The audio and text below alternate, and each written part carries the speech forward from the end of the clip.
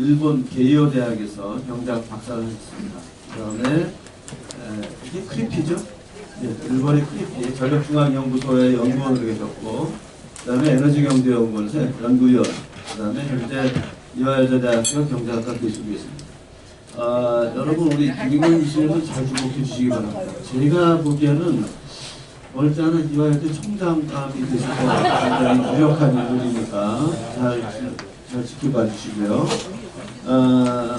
전력거래소 비상임이사, 그 다음에 한국자원경제학회 회장을 지내셨고, 에너지위원회 위원, 그 다음에 현재 수소경제위원회 위원, 그 다음에 11차 전력수급 기본계획 무탄소위원장, 총괄분과위원을 지내셨고, 그 다음에 현재 어려운 상황 속에서도 전기위원회를 굳건히 지키고 계십니다. 자, 우리 김윤경 교수님 나오실 때 큰 박수 부탁드립니다.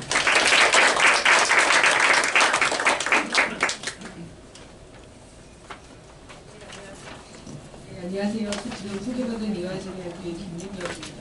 말씀하신 대로 정말 정기위원회 힘든데 제가 이종영 위원장님 떠나신 이후로 제가 잘 지키려고 노력하고 있습니다. 잘 지켜지는지 모르겠으나 하여튼 지키고 있습니다. 오늘 제가 이제 말씀드릴 내용은 일본의 에너지 전환입니다.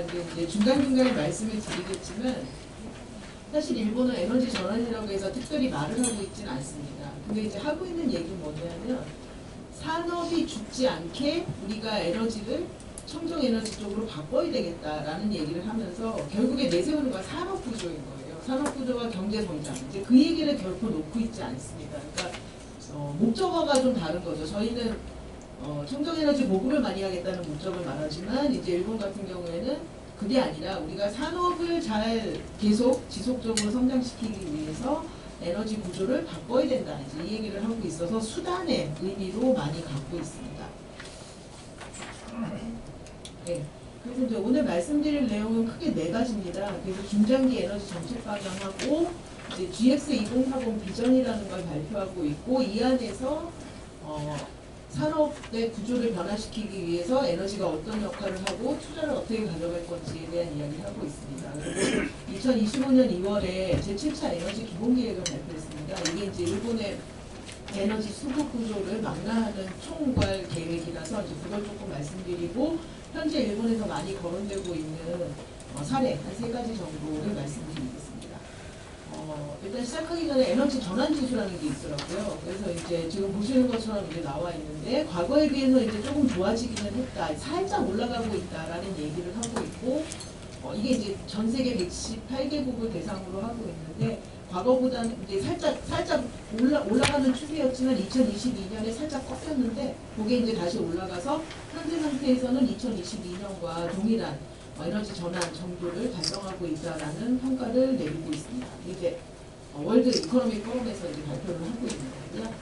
자, 그래서 이제 일본의 에너지 정책 구조는 어떻게 되어 있냐라고 하면 이제 크게 두 축이 있어서 이제 환경성하고 오른쪽에 있는 경산성 이렇게 이제 두 파트가 있는데 환경성에서 하고 있는 것도 두 개가 일단 내용 자체는 유사하지만 이제 하고 있는 방식이 좀 다르고 다들 잘 아시다시피 경산성이 이제 주로 메이저한 역할을 하고 있죠. 그래서 이제 오른쪽에 보시면 전기사업법이나 이제 각종의 법들을 이제 사용을 하고 있고 그 안에서 이제 GX 추진법이라는 게 나왔고 거기서 이제 다시 GX 추진 전략을 얘기를 하고 있습니다.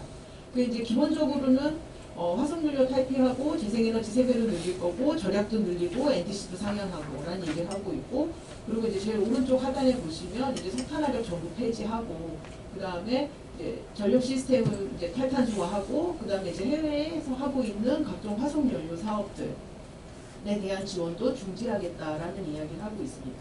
근데 이제 보시면 환경성이 차지하고 있는 블록보다 경산성이 차지하고 있는 블록이 훨씬 커요. 이제 그만큼 이제 일본에서 그러니까 경산성이 더 많은 힘을 받고 있고 많이 이제 추진하고 있고 적극적이고 이제 이런 거를 좀 더 이제 그림 도식으로 이해를 할 수 있습니다. 일단 정책의 방향성을 보시면 기본적으로는 GX입니다. 근데 이제 그 안에 에너지 안전 공급, 경제 성장, 탈탄소 이 3가지를 동시에 달성하겠다라는 걸 언급을 하고 있고요.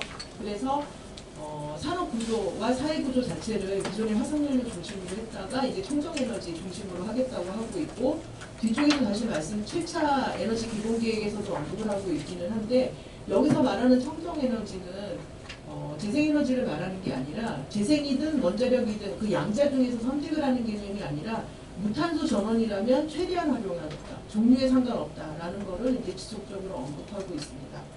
그래서 이 이제 GX를 추진을 하게 되면 결국 일본 기업이 GX 기술을 활용을 해서 이제 혁신 기술로 R&D를 하게 되고 이노베이션 추진을 하고 이제 비즈니스로 연결하겠다는 고리를 만들면 기술에서도 일본이 승리를 할 수 있고 비즈니스에서도 이길 수 있다라는 캐치프레이즈를 걸고 있습니다.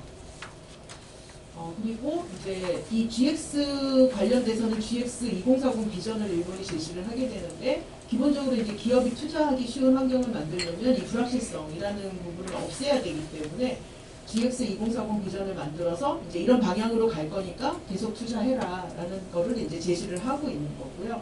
그래서 이제 각종 이제 세세한 내용들이 있게 됩니다. 그 탄소 중립으로 가는 방향에서의 이제 이 에너지의 구성들, 그러니까 전원의 구성, 그러니까 에너지 각 부문에서 사용하고 있는 에너지의 구성은 이제 현재처럼 제시를 하고 있고, 현재는 CO2가 한 약 9.2라고 되어 있지만 현재 한 10억 톤쯤 이제 발생을 시키고 있는데, 그게 이제 40년에는 2013년 대비해서 73% 정도 줄이고 2050년이 되면 제로가 되는 넷제로를 실현할 수 있다고 얘기를 하고 있고, 중간중간에 보시면 수소나 바이오매스나 CCUS나 이제 삼림 흡수원이면 저희 카본 리사이클 이제 이런 것까지 이제 다 같이 고려를 하고 있는 거고요. 사실 이 그림은 여기 날짜는 2026년 2월에 발표를 한 거지만 사실 브랜뉴하지는 않습니다. 이건 옛날 그러니까 일본의 특징이 한번 제도를 정책을 방향을 설정을 시키면 꾸준히 그 방향으로 밀기 때문에 사실 달라지는 건 없죠. 그러니까 이들도 이렇게 발표는 2026년 2월에 했지만 실제로 이 그림 자체는 그렇게 새로운 그림은 당연히 아니고 이 방향으로 우리 계속 간다. 우리 수소도 할 거고 CCUS도 할 거고 리사이클도 할 거고 이제 이 얘기를 이제 계속 하고 있는 거로 이제 보실 수 있습니다. 그래서 NDC 목표는 이제 현재 2023년까지 이제 실적을 담아놨고요. 이제 쭉 계속 이렇게 이제 가면 이제 2050년에 넷제로가 된다고 얘기를 하고 있는데 일본의 자체 평가는 우리는 현재 잘 따라가고 있다. 이 경로를 크게 이탈하고 있지 않다. 이제 이대로만 우리가 계속 잘하면 이 목표는 2030년이나 35년, 40년 목표는 충분히 달성하고 할 수 있고 그리고 2050년이 되면 이제 딱 잘 맞게 넷제로도 된다라는 거를 이제 언급하고 있습니다. 근데 이제 한 가지 일본도 이 2030년 목표하고 2050년 탄소 중립하는 과정에서 이제 문제가 있다라고 말하는 건 저희랑 사실 똑같아서 통전망 얘기를 계속 하고 있어요. 그리고 이제 부족하고 지역 간 연결도 잘 안 되고 이제 이 얘기를 계속 하고 있는데 그래서 왼쪽 거를 보시면 2023년까지의 기록이기는 하지만 재생에너지 출력 제어가 어느 정도 횟수로 몇 번씩 일어났는지 보여주고 있습니다. 그 이제 2023년 기준으로 보면 300회 정도가 발생을 했는데 이 밑에 있는 이제 큐슈라고 하는 게 후쿠오카 쪽을 의미를 합니다. 그러니까 이제 가장 남쪽이죠. 큐슈는 원래 한 15년 전부터 이미 큐슈 전력이 개통에다가 태양광을 이렇게 넣는 거를 아예 단절시키기도 했었어요. 제일 먼저 일본에서. 그러니까 이제 그만큼 물론 이제 남쪽에 있기도 한 영향도 있지만 이제 큐슈 쪽에서 당연히 횟수가 이제 많이 나오고 있고 위에 이제 조금 횟수가 많아 보이긴 하지만 저기는 지역을 3개를 합친 거라서 상대적으로 많지는 않습니다. 그러니까 이제 큐슈 쪽이 이제 가장 출력 제어를 많이 당하고 있는 상황이고요. 그래서 아마 큐슈 쪽에 데이터 센터가 많이 간다는 얘기는 다들 많이 들어보셨을 거예요. 근데 이제 큐슈가 이제 이런 우리가 출력 제어를 많이 하고 있으니 데이터 센터가 오면은 일부 출력 제어도 좀 완화시킬 수 있다라는 목표로 이제 많이 언급을 하고 있습니다. 그래서 이제 하고 있는 얘기는 결국에 탈탄소화를 할 건데, 그래서 이제 전기화도 할 건데, 재생에너지 쪽만이 아니라 원자력도 이제 같이 보겠다. 그래서 이제 기본적으로는 탈탄소 전원이라고 얘기를 하면 종류에 상관없이 최대한 활용하겠다라는 얘기를 하고 있고, 이제 그거에 맞춰서 개통 얘기도 하고 있기는 하지만 여기 이제 보시면 물가 상승이라는 표현이 있습니다. 그래서 이제 가격에 대한 영향도 있기 때문에 다들도 잘 아시지만 우리보다 전기요금이 비싸잖아요. 그래서 이제 그런 측면에서도 물가에 크게 영향을 안 미치게끔 이제 신경을 쓰겠다라는 표현을 하고 있습니다. 그 GX 2040 비전은 아까 그 7차 에너지 기본계획도 2025년 2월에 수립됐다고 말씀드렸는데 이것도 이제 같은 시기고요. 기본적으로는 GX 추진법이 있고 거기에서 이제 이 추진 전략 그리고 비전, 그러니까 추진 전략을 개정을 해서 이제 비전이 나오게 됩니다. 아까 제가 모두의 이제 산업 성장이라는 산업 구조나 경제 성장 측면을 말씀을 드렸는데 사실 일본의 목적은 그동안에 일본이 잃어버린 10년이었다가 그게 지금 현재 잃어버린 30년이 되고 있는데 이 잃어버린 30년간의 경제 정체를 이 GX로 좀 어떻게 타개해 보겠다라는 욕심을 갖고 있습니다. 그래서 이제 그 수단으로 이제 이 GX를 이제 제시를 하고 있고요. 그래서 이제 민간 투자도 촉진을 하겠다라고 하고 있고, 일본이 원래 이제 채권 발행을 많이 하는 나라긴 한데, 저 GX 두 번째 줄에 우측에 있는 GX 경제 이행체라는 걸 이제 또 발행을 했습니다. 그래서 이제 돈을 채권으로 땡겨가지고 이제 국가가 먼저 선행 투자하는 제도를 이제 생각을 하고 있고요. 그리고 이제 각종의 기술 R&D, 그래서 뭐 태양광 외에 태양정치라던가 이제 부유식 해상 풍력, 그다음에 뭐 CCUS, 카본 리사이클, 이제 수소 이제 이런 얘기를 계속 잊어먹지 않고 계속 넣고 있습니다. 일본도 이제 데이터 센터 이야기를 많이 하고 있는데 현재 보시는 게 이제 이게 소프트뱅크에서 제7차 에너지 기본 계획을 세우기 위해서 이제 제출한 자료예요. 그래서 이제 데이터 센터가 이만큼 이제 늘어날 거라는 거죠. 그래서 23년부터 이제 점점 늘어날 건데 저 위쪽에 수요 확대라고 쓴 부분이 이제 더 늘어날 거다. 한 20% 정도를 더 늘어날 거라고 이제 예상을 하고 있고, 그래서 전력 수요 전망을 보면 이거는 이제 보시면 33년까지 이제 FI 써놓은 거는 피지컬 이어라 33년도까지를 이제 고려를 하고 있는데 그 반도체 공장에서 필요한 전력 수요 추가분하고 데이터 센터에서 필요로 하는 전력 수요 추가분을 이제 각각 구분해서 추정을 해놓은 겁니다. 그래서 회색이 반도체 공장이고 이제 아래쪽에 파란색이 데이터 센터인데 2030년도 기준에 가면 약 4.8기가 정도가 더 필요하다라는 전망치를 내놓고 있습니다. 그러니까 이제 이만큼 더 건설을 해야 되는 거죠.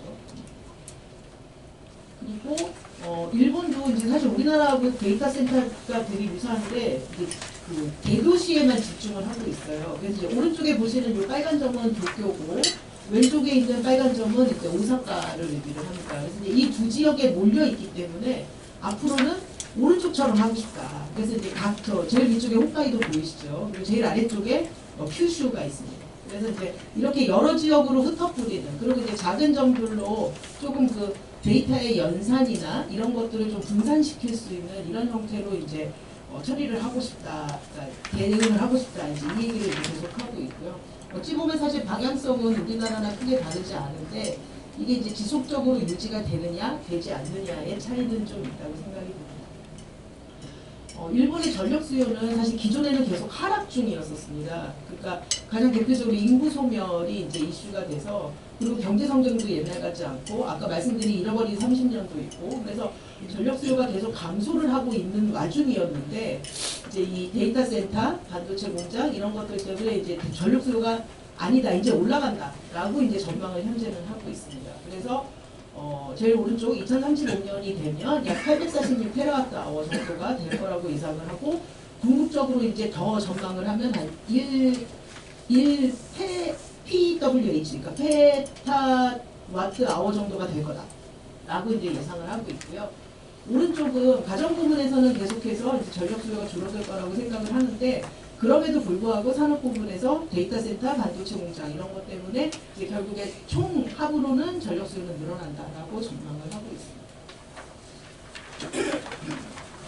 자, 이제 7차 이제 일본의 에너지 수급을 망라하는 7차 에너지 기본 계획의 경우는 크게 이제 세 가지 내용을 주요하게 다루고 있어요. 그래서 안전 공급을 전제로 해서 이제 전원의 탈탄소와 개통의 계획적인 정비, 그다음에 가격 이슈를 이제 언급을 하고 있습니다. 그리고 이제 아까 앞에서도 보셨지만 그 송배 전망 이슈도 일부도 계속 남아있기 때문에 결국에 이제 이 개통 운영자가 재정을 통해서 이제 민간 금융기관과 협조를 해서 이제 융자도 하겠다라는 거를 이제 언급을 하고 있습니다. 그 이제 이 7차 에너지 기본 계획에서 일본이 이제 에너지 수급을 전망을 할 때 시나리오를 5가지로 이제 시나리오를 설정을 했고, 실제로 발표한 거는 요 2가지입니다. 그래서 그 경산성 산하에 리에티라는 연구소가 있는데 거기서 이제 이 5가지를 도출을 했고 그 중에서 실제로 발표된 건 요 4번과 5번에 해당이 됩니다. 그래서 4번이 위에 있는 그 탄소 중립 관련된 기술을 모두 다 적용하는 케이스고요. 그래서 이걸 기준 시나리오로 받고 2050 탄소 중립을 실현하는 케이스고, 그 다음에 이제 밑에 거는 이게 잘 안 돼서 그냥 기존 기술 그대로 도입하는, 그래서 이걸 이제 리스크 시나리오라고 이제 부르고 있습니다. 수급 전망은 이제 제일 오른쪽에 이제 2040년을 보여드리고 있는데, 그래서 이제 결국에 2040년에 이제 저구도가 될 거라는 거죠.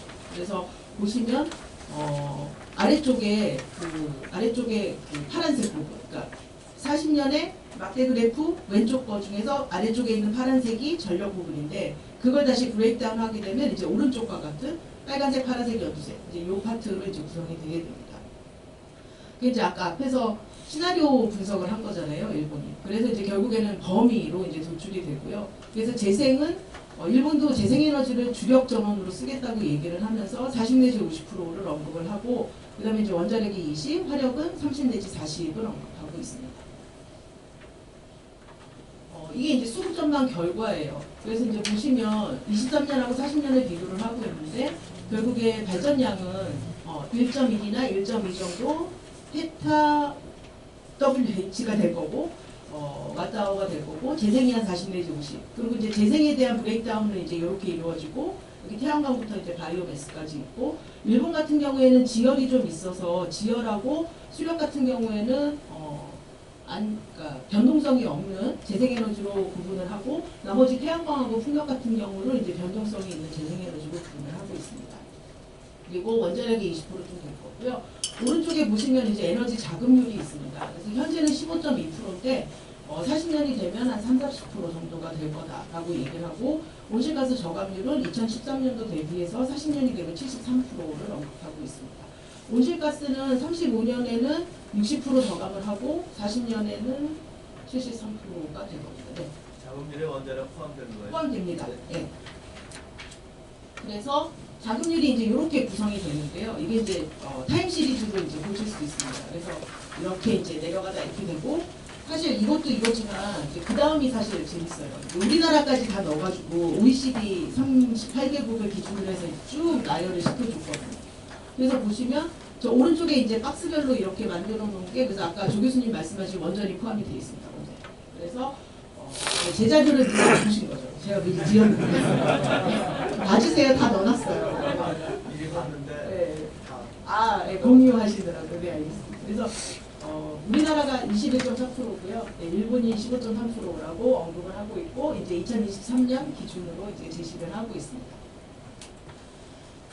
그 이제 주요 내용은 기본적으로 아까 앞에서도 말씀드렸지만, 이제 탄산소 전원, 재생이든 원자력이든 상관없이 최대한 쓰겠다라는 거 하고 있고, 이 원전에서 원전에 대한 가능한 의존도를 저감한다라는 문구가 삭제가 됐습니다. 이제 이 얘기는 원전에 전폭 사용하겠다라는 걸 이제 의미를 하고 있는 거죠. 그리고 데이터 센터하고 반도체 공장이 있으니 이제 전력 수요 증가할 거고, 그리고 원전의 경우에 폐로를 하게 되면 같은 전력회사의 경우에 다른 부지에 이 원전을 대체 건설할 수 있게 하는 부분도 같이 포함을 시키고 있습니다. 그러니까 기본적으로 원전을 계속 지속적으로 사용하겠다라는 의지를 이제 표현하고 있다고 볼 수 있습니다.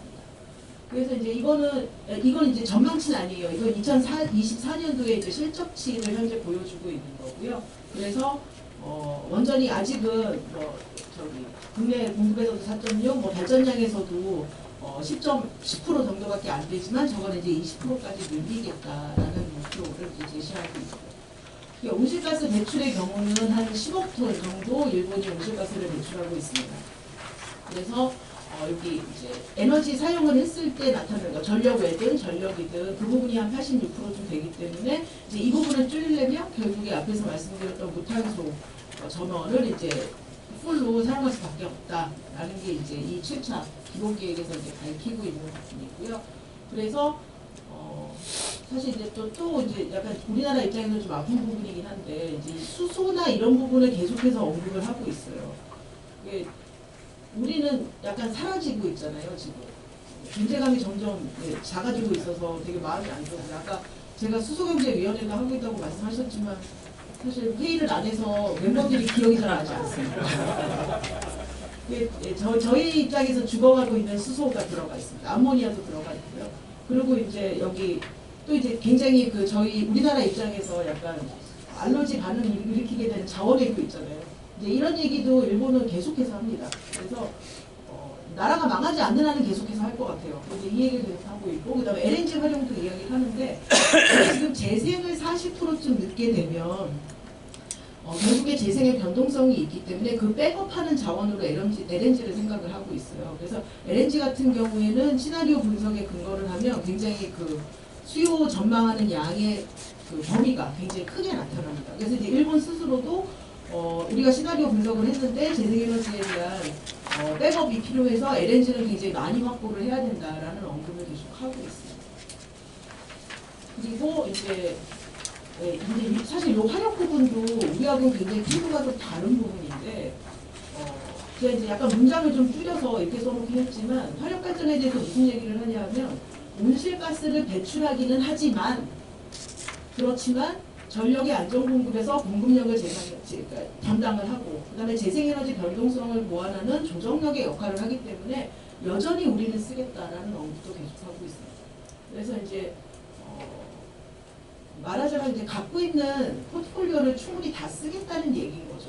특정에 몰려가지 않고 어느 한쪽에 이렇게 의존하지 않고 이제 다 쓰겠다라는 언급을 하고 있고 아까 말씀드렸던 뭐 LNG 발전이나 수소 암모니아 CCS 이제 이런 것들에 대한 이야기도 같이 하고 있습니다.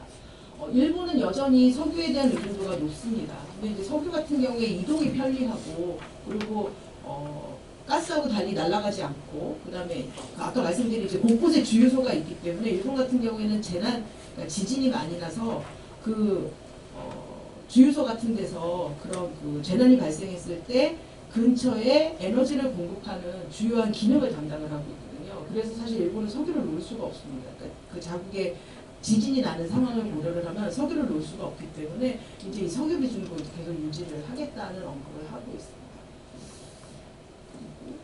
그리고 이제 광물 얘기는 사실 이게 이제 7차 에너지 기본계획이라 여기서 이제 모든 걸 다 담고 있기 때문에 이제 저도 좀 담아 넣었고요. 현재 일본 같은 경우에 이 세 가지 주요 광물들은 모두 다 수입 의존도 100%입니다. 그래서 이제 이것도 궁극적으로는 그러니까 어차피 일본 자국 내에는 광산이 있지 않기 때문에 해외에 지분 투자나 광산 개발을 해서 이 100% 수입 의존도도 일정 부분 자금률을 한 40% 정도까지는 올리겠다라고 이제 언급을 하고 있습니다. 보시면 뭐 리튬도 중국이 제일 많고 이제 코발트는 그렇지 않지만 중국도 여전히 존재를 하고 그래서 이제 중국 의존도도 이제 낮추겠다라는 언급을 같이 하고 있습니다. 원자력은 아까 이제 앞에서도 계속 말씀드리긴 했는데 이제 선택이 아니라 그냥 탈탄소 전전의 하나로서 우리가 최대한 활용하겠다라는 얘기를 하고 있고 그리고 여기 이제 일단 기본적으로는 안전해야죠. 이제 후쿠시마 사고가 있었기 때문에 안전해야 되는데 이거를 전제로 놓고 기술 자금률이 현재 높고 그러니까 높은 기술 자금률을 갖고 있기 때문에 일본의 입장에서는 원전에 대한 기술 역시 놓을 수가 없는 상황이고 여기 보시면 각 연도별로 원전이 들어온 시기가 다른데 점차적으로 그 자금률이 높아지는 거를 국산화율이 높아지는 걸 보실 수 있습니다. 그래서 일본의 입장에서는 역시 원전에 대한 기술 역시도 높이는 이제 쉽지 않은 선택이라고 볼 수 있고요. 현재는 원전이 한 8%, 10% 이 정도의 수준인데 2040년에는 저걸 이제 20% 정도로 만들 거라서 일본의 입장에서는 현재 일본이 가지고 있는 원전을 최대한 활용하겠다. 라는 의지를 갖고 있고 뭐 다들 아시겠지만 일본 같은 경우에는 거의 이제 그러니까 계속 운전하는 그 시점도 60년 예전에 60년을 한도로 잡았었거든요. 근데 이제 그 한도를 아예 풀었어요. 그러니까 고장만 안 나면 100년 쓸 수 있는 거죠. 그래서 이제 약간 어떤 이제 서류들에서는 발표 자료에서는 약간 100년을 보기도 하는데 그래서 이제 하여튼 있는 거 다 쓰겠다라는 언급을 계속하고 있습니다. 그리고 이제 재생에너지 같은 경우는 이제 주력 전원으로 쓸 거고 아까 말씀드린 것처럼 40년에 이제 40 내지 5%, 40% 내지 50%가 이제 될 거고요. 여기도 보시면 기술 자금률 향상시켜서 산업 경쟁력 강화에 연결하겠다라는 얘기를 계속합니다. 그러니까 아까 앞단에서 말씀드린 것처럼 기본적으로 산업 대한 이야기가 계속 끊이지 않아요. 그러니까 이제 목적이 다른 거죠. 저희하고는 조금 이제 그런 부분에서 좀 차이가 있다고 언급할 수 있습니다. 그 이제 도입은 기본적으로 일본도 저희 태양광하고 풍력이 이제 중심이고요. 해상 풍력 같은 경우에는 유럽에서 일본으로 가져오는 그 운송비를 생각하면 그냥 일본에서 생산하는 게 얼추 가격이 동일해진다라는 컨셉을 갖고 있습니다. 그래서 일본의 각 지역에 주요 지역에 해상 풍력 입지를 할 수 있게끔 이제 제도를 조성을 하고 있고 그 지역에서 이제 입지를 하게 되면 좀 더 보조금 같은 것도 지급을 하는 것을 하고 있기 때문에 국내에서 해상 풍력 설비들을 생산을 하고 국내에서 설치를 하는 쪽으로 이제 계획을 잡고 있는 거죠. 그래서 이제 40년도가 되면 한 45기가까지는 할 수 있다라고 전망을 하고 있습니다. 이게 이제 재생에너지 설비 용량인데요. 이제 일본은 FIT를 실시합니다. 저희는 이제 FIT에서 RPS로 넘어왔는데 일본은 FIT를 실시를 하고 있는데 이 실시하는 기간 동안에 이 설비 용량이 5배가 늘었습니다. 그래서 이제 FIT 제도가 일본도 이제 사라졌는데 이 5배나 증가를 시켰기 때문에 이제 요거는 됐다 이제 이렇게 생각을 하고 있고요. 이 구입 비용으로 4.9조 엔이 들었는데 결국에 이제 이게 전력 소비자들한테 전가가 되잖아요. 그래서 전력 사용량을 기준으로 해서 보면 한 달에 1,592엔쯤, 그러니까 뭐 대략 한 16,000원 정도 전기요금이 업이 되는 역할을 하고 있기 때문에 이제 이 부분에 대해서 계속 이제 문제 제기가 있었어요. 이제 전기요금 부담이 너무 크다라는 얘기가 있어서 이제 요걸 이제 좀 없애는 방향으로 FIT가 아니라 프리미엄을 얘기를 하는 FIP라는 제도로 이제 현재 탈바꿈을 한 상태입니다. 그리고 이제 요번에 7차 전력수급 기본계획이 아니라 에너지 기본계획 일본이 세우면서 이제 제시한 것 중에 하나가 비용이에요.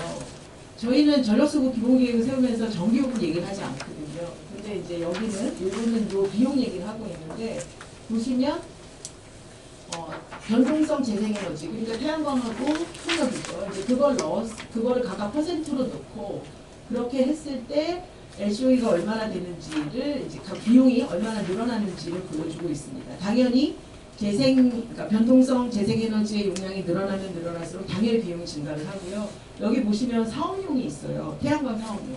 이게 현재 이 비용을 따지면 이제 가장 높습니다. 이게 이제 만까지 다 이제 고려를 해서 하는 얘기고요. 이제 오히려 여기서 이제 보시면 원자력 쪽이 비용이 더 싼 거죠. 이제 이렇게 보면 재생만 고집하지 말고 이제 같이 다 쓰자 이제 이 얘기를 하게 되고 그래서 이 비중에 맞춰서 이제 비용이 얼마나 되는지도 일본의 경우에는 같이 제시를 해주고 있고요. 여기 뭐 환율의 이슈가 있기는 하지만 대체적으로 이제 동그라미 하나 정도 얹어서 생각하시면 됩니다. 그래서 태양광 사업용의 경우는 152 우리나라 입장에 원으로 환산을 하면 152원에서 한 370원 정도까지 그리고 LCOE로 따지면 한 8.4원 정도 84원 정도가 되는 걸로 이제 표시가 되고 있고요. 그래서 이렇게 이제 비용도 같이 제시를 하고 있습니다. 탈탄소 전원 사실 이것도 사실 또 우리하고 되게 비슷해요. 결국에는 이제 그 탈탄소 전원이 있는 대로 이제 산업도는 이제 가라고 얘기를 하고 있거든요. 근데 이제 그래도 이제 우리보다는 조금 인프라가 갖춰져 있어서 이제 사실 조금 우리보다는 가기가 쉽기는 한데 그래서 결국에 그 지역으로 가라라는 얘기를 이제 지속적으로 하고 있고 그래서 이제 요 연두색으로 칠해놓은 게 현재 이제 해상풍력하고 원자력이 입지한 지역들이에요. 그래서 어떤 산업 입지를 할 때 굳이 다른 지역 가지 말고 이런 이제 이렇게 칠해놓은 지역으로 좀 많이 가면 좋겠다라는 것도 같이 언급을 하고 있습니다. 그 다음에 이제 사례 한 3가지 정도 말씀을 드릴 건데 일단 첫 번째는 와트 비트 연대인데요. 이제 조사를 하면서 사실 조금 오히려 재공부가 됐습니다. 그래서 전력 인프라하고 통신 인프라를 이제 연계를 해서 그래서 이제 이 DX하고 GX를 한꺼번에 다 하겠다라는 욕심인데 실제로 이제 이게 진행되고 있는 사례를 보시면 발전소하고 설비 제작하는 데하고 통신하는 데하고 철도 회사까지 연결이 돼서 이 WLS라고 하는 계산 부하를 시간적으로 지리적으로 이동시키는 것을 해서 이제 균형을 맞추겠다라는 얘기를 하고 있고 이게 아까 앞에서 보셨던 데이터 센터들이 여러 곳으로 흩어질 수 있도록 이제 하는 이제 그런 형태를 보여주고 있고요. 그래서 이제 이거를 해서 재생에너지 지상지소를 달성하겠다라는 언급을 하고 있습니다. 그리고 이제 또 한 가지는 이것도 이제 또 아픈 부분, 제 약간 수소에 좀 홀릭돼 있는 경향이 없지 않아 있는데 이것도 이제 저희 좀 아픈 부분이라 제가 일부러 넣었습니다. 홋카이도 쪽을 중심으로 해서 일본이 홋카이도에서 있는 재생에너지를 가지고 그린 수소를 생산을 해서 그 지역에서 쓰는 망을 현재 검토를 하고 있는데 이거는 2030년경에 이제 달성할 수 있을 거라고 얘기를 하고 있어요. 그래서 이데미츠는 대표적으로 그 휘발유 정유사 쪽이고요. 에네오스도 역시 정유사고, 그 다음에 홋카이도 전력은 전력회사, 뭐 이름에 있듯이 전력회사, 지역 전력회사입니다. 그래서 이제 이 세 곳이 연결을 해서 그 홋카이도 지역에 이제 이런 그림을 이제 만들어 놓고 있는 거죠. 그 도마코마키라는 홋카이도 지역에 있는 서부 쪽에서 수요가 있으니 그 수요를 충당시키기 위해서 재생에너지하고 수전의 시스템을 만들어서 이제 그 지역에 쓰게 하겠다라는 거를 언급을 하고 있습니다. 현재 이제 그래서 이제 요거를 논의 중에 있고요. 그다음에 이제 또 한 가지는 CCUS 쪽입니다. 그래서 이제 이것도 역시 홋카이도에서 하고 있는 건데 대규모 재생에너지 전력 수요를 창출할 수 있을 거라고 얘기를 하면서 이제 이런 CCUS도 이제 홋카이도 지역에서 이제 주로 일종의 그 약간 파일럿 프로그램 비슷하게 이제 할 수 있다고 언급을 하고 있고요. 자, 그래서 요 세 가지, 그러니까 이 CCUS 아까 앞에서 말씀드렸던 그린 수소, 그다음에 앞에서 또 말씀드렸던 그 와트비트 연대, 이제 이거 정도가 현재 일본에서 이제 재생에너지 관련해서는 하고 있는 사례라고 말씀을 드릴 수 있습니다. 제가 시간 압박이 있어서 좀 서두로 말씀을 드렸는데 일단 제가 오늘 준비한 발표 자료는 여기까지고요. 네, 말씀드려주셔서 감사합니다. 저는 일본의 케이스에 굉장히 인프레스를 받는데요. 제가 김인경 교수님 자료 발표를 듣고 제 나름대로 독후감을 몇 개 발표했습니다. 일본의 역설이 저주인 줄 알았는데 축복인 경우 두 가지가 있습니다. 첫째는 원전 사고, 후쿠시마. 이거 가지고 이 사람들이 2013년을 MDC 기준으로 삼았어요. 그러니까 LNG 제일 많이 올릴 때. 그러니까 뭐 충분히 줄일 수 있죠. 원전 가동하면은 이 사람들이 얼마나 영리한 사람들인지. 그 다음에 이게 에너지 안보 지금 중동 사태에서 굉장한 장점이 되고 있습니다. 왜냐하면은 LNG 줄여주면 되거든요. 원전 올리면 되니까. 일본이 지금 이거는 또 원전 계속 하겠다는 얘기는 다카이치의 일본의 그 재무장, 헌법 개정, 원전 또는 올지도 모르는 핵무장 이거랑 연결돼가지고 일본 사람들이 굉장히 무서운 거를 볼 수가 있고요. 또 그다음에 두 번째는 일본이 지나치게 지역 분할돼 있어가지고 안 좋은 나라다. 교통 연결이 안 돼 있다. 이거 이제 저주인 줄 알았는데 지금과 같은 시대에는 축복이 됐다. 송정남 건설이 훨씬 우리보다 덜 필요하다.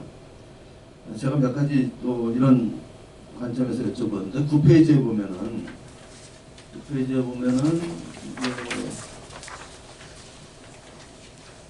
이 얘기는 결국 말은 탈탄소하지만 결국 원전 들이겠다는 얘기로 저는 들리고요. 그 다음에 17페이지 일본 사람들이 속셈을 혼내라고 속셈을 하고 CCS라 그러는데 이건 사실은 석탄 발전기 유지하겠다. 저는 그렇게 들립니다. 겉으로 이게 말은 CCS지만 석탄 발전 유지하겠다. 그다음에 아까 광물 쭉 했는데 우리는 중국에 많이 주목하잖아요. 핵심 광물. 그런데 제가 알고 있기로는 재련기술 특허 넘버원이 일본으로 알고 있습니다. 일본의 광산대학이 있다면 재련기술은 일본이 세계 최고입니다. 그러니까 일본이 얼마나 무서운 나라인지 일본이 굉장히 무서운 나라라는 것을 우리가 알 수 있고 또 하나 이제 재밌는 거는 일본이 그럼 이제 LNG가 남을 거 아닙니까? 원전 올리면은. 그래서 우리 가셨나 김창규 부회장님이 계속 말씀하시는데 그거 우리 지난번 발표에서 일본 LNG가 아마 우리가 받았어야 될지 모른다. 그러니까 일본이 지금 꽃놀이패를 쥐고 있다. 그래서 저는 일본이 굉장히 무서운 나라라고 생각합니다. 혹시 거기에 대해서 코멘트 좀 해주시고요. 또 질문 받도록 하겠습니다. 표에서 오해할까요? 코발트 핀란드는요. 핀란드 생산이 아니고 코발트. 핀란드 생산이고 아프리카 생산인데 아프리카에서 전부터는 벨기에로 왔었는데 이건 핀란드 기업이 다 파는 거기 때문에 핀란드라고 핀란드 생산은 아니에요. 아프리카 DR 공급권. DR 공급권. DR 공급권. 조 교수님 말씀하신 거 조금만 좀 보충을 하면요. 그 일본 같은 경우에 가스에 대해서는 트레이딩을 굉장히 생각하고 있습니다. 특히 이제 동남아 타겟으로 해서 자기네가 LNG 동북아의 LNG의 허브가 되겠다고 얘기를 하고 있고, 그러면서 이제 동남아 쪽으로 이제 계속 그 LNG를 판매하고 하는 거를 생각을 하고 있고, 잘 아시겠지만 이제 호주의 엑시스 사업 같은 경우에는 일본의 임팩스가 오퍼레이팅을 하고 있는 사업이라서 거기서 이제 물론 지금은 약간 파업 이슈가 있기는 한데 이제 거기서 꾸준히 이제 현재 생산을 하고 있기 때문에 조달이 가능한 거죠. 그럼 도착지 규제는 거의 없겠네요. 네, 그렇죠. 예, 아, 그럴 수 그거 있어요. 참 무서운 것 같아요. 네. 그리고 이제 광물 관련 잠깐만요. 죄송해요. 광물 관련해서는 사실 제가 이제 이렇게만 수입한다 약간 이런 얘기만 써놨는데 일본이 10년 전부터 광물을 생산하는 기업의 출자 지분을 가지고 있어요. 그게 이제 라이너스라는 기업인데 그래서 그 기업이 말레이시아에서 광산 개발을 하고 있고 근데 그 기업은 호주 기업이에요. 근데 그 기업에 이미 출자를 해서 지분을 상당 부분 갖고 있어서 말레이시아에서 광산 개발을 하면 그 광물들은 다 일본으로 가져온다라는 계획을 현재 세우고 있습니다. 그게 이제 산업부, 그러니까 기후부 말고요. 산업부도 그 라이너스를 좀 벤치마크해서 어떻게 좀 기업에 대한 지분 투자를 할 생각을 하시는데 아까 제가 10년 전에 시작했다고 말씀드렸잖아요. 사실 지금은 늦었죠. 뭐 안타깝지만 예, 하여튼 어쨌거나 하시고는 계십니다. 게다가 미티하고 일본의 종합무역상사하고 이런 쪽에서 긴밀히 연결돼 있고 무서운 나라 같습니다. 네, 정 교수님. 김윤경 교수님 일본에 대한 이해가 워낙 깊으셔서 오늘 어디에서도 들을 수 없는 일본 에너지 전환 강의를 들을 수 있었던 것 같습니다. 감사드리고요. 34페이지 한번 보여주시겠습니까? 굉장히 그 좋은 정보인 것 같아요. 이거는 지금 좀 일본 그 국가에서 발표한 자료인가요? 그러니까 지금 저기 태양광 같은 경우에는 회색이 그 LCO이고 그거와의 격차가 그럼 시스템 LCO로 이해하면 되겠네요. 그렇죠? 저는 이 시스템 LCO 연구를 오래 했지만 국가에서 오피셜로 이렇게 발표한 시스템 LCO는 처음 보는 거라서 이건 굉장히 좋은 자료인 것 같습니다. 그러니까 일본이 만약에 재생에너지 60%까지 늘리게 되면 시스템 LCO가 거의 뭐 25N 뭐죠? 예, 킬로와트아워는 25N 정도가 발생할 수 있고 거의 LCOE의 거의 한 3배 정도가 추가적인 시스템 LCOE 발생한다. 네, 알겠습니다. 아니에요. 그러니까 후쿠시마 원전 사고가 났을 때 이후에도 전원 구성에 대해서 언급을 하면서 이 비용 계산을 계속해요. 지금 여기는 보시면 뭐 전소 이렇게 해서 약간 그 탄소 배출을 좀 줄이는 쪽에 연결이 되어 있지만 실제로 일본은 비용검토위원회에서 계속 이 전원별 비용 구조를 계산을 하고 그러니까 비용 수준을 계산을 하고 지속적으로 발표를 합니다. 그래서 과거치도 다 있어요. 일본 거. 그러면 어떤 믹스 이거를 발표한다는 얘기는 믹스를 짤 때 이 비용을 반영을 해서 믹스를 짜겠다라는 게 암묵적으로 100%는 아닐 수 있지만 그러니까 태양광 비용은 굉장히 올라갈 수 있다는 걸 얘기를 하는 겁니다. 그래서 이제 여기 원자력이 싸잖아요. 일단 그러니까 LCOE도 좀 높긴 하지만 저 위쪽에 시스템 LCOE를 하면 상대적으로 이쪽보다는 좀 싸지니까 근데 물론 이제 40% 넣었을 때하고는 좀 차이가 있죠. 그래서 저 두 개를 한꺼번에 다 쓰겠다 그런 얘기를 하죠. 예, 재미있는 생각이 잘 들었습니다. 16페이지 잠깐 봐주시겠어요? 16페이지가 3번이 굉장히 저한테 의미있게 와닿았는데요.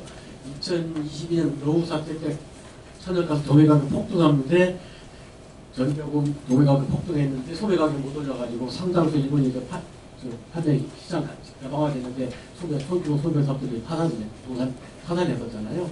그걸 염두에 두고 하는데 뭐 그 후에 좀 회복됐지만은 지금 만약에 이번 사태도 아마 또 아직까지 소매 사업자들의 파업 효과가 미쳤는지 안 모르는데 그걸 염두에 두고 있는데 혹시 요런 그 소매 사업자들의 그 도매 가격 우리는 한전이 다 뒤집었었는데 일본에서 소매 가격 정가가 제한되면서 그 판매 가격 그 소매 가격 인상이 제한되면서 어느 소매 가격자들 사업자들이 그 연동이라는 그런 대책이 있는 건지 혹시 이제 요거는 사실 이제 어찌 보면 전기요금 이슈 관련해서 이제 꾸준히 나오는 얘기긴 한데요. 코로나가 끝나는 그 시점 2020년 말인지 2021년 말 정도인지 일본에 한파가 왔습니다. 그래서 그때 이제 난방 수요가 늘어나면서 LNG 수요가 굉장히 급등을 해요. 그래서 이제 그때 사실 많은 그 소매 사업자들 중에서 일부가 정리가 됐습니다. 그러니까 이제 어찌 보면 지금 남아있는 사람들은 그 시절을 이미 버텨냈던 사업자이기 때문에 상대적으로 뭐랄까 이 강건성이 있는 거죠. 근데 이제 그때도 일본의 경산성에서 그 회사들이 도산을 할까봐 돈을 빌려줬어요. 그랬더니 그 회사들 중에 많은 회사들이 돈을 안 받았어요. 그러니까 왜 안 받았느냐라고 물어봤더니 어차피 우리가 낼 돈인데 그거 받았으니 그냥 있는 돈으로 내겠다. 이렇게 표현을 하거든요. 그러니까 시장에서의 가격 변화를 소매사업자들이 그대로 사실 좀 껴안는 경향이 좀 더 있다고 말씀드릴 수 있을 것 같습니다. 자, 또 질문.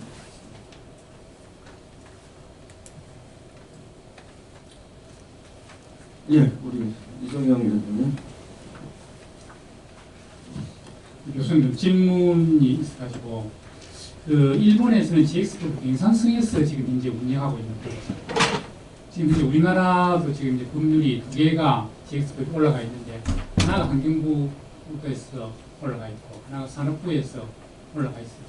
근데 일본은 왜 이 법을 산업부에서 추진을 했는지 그 농도는 뭔지 우리나라 지금 이제 둘이 부처가 싸워가지고 지금도 지금 하고 있어요.